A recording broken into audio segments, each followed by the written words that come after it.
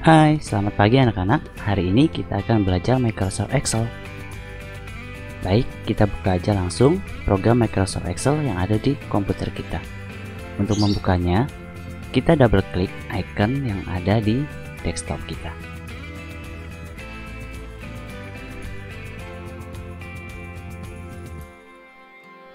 Kemudian kita pilih blank.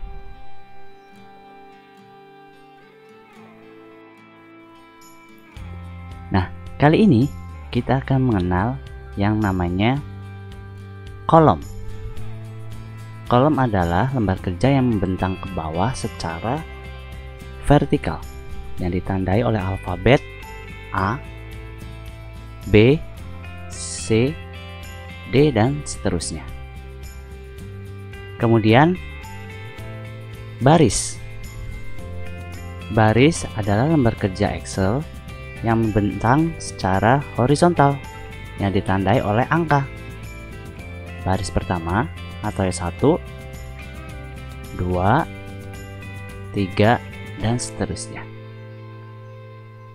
Kemudian sel. Sel adalah pertemuan antara kolom dan baris. Kolom dan baris dinamakan sel. Nama sel diambil dari kolom dan baris. Contoh, ini adalah sel C4. Ini adalah sel E6. Kemudian range. Range adalah sekumpulan sel.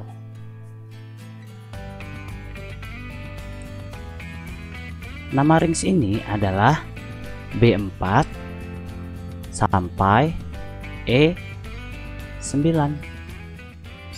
Dari pertemuan Excel kali ini dapat kita tarik kesimpulan bahwa kolom adalah lembar kerja Excel yang melintang secara vertikal. Baris adalah lembar kerja Excel yang membentang secara horizontal. Pertemuan antara kolom dan baris dinamakan sel. Nama sel diambil dari kolom dan baris. Sekumpulan sel dinamakan range. Terima kasih teman-teman, selamat belajar.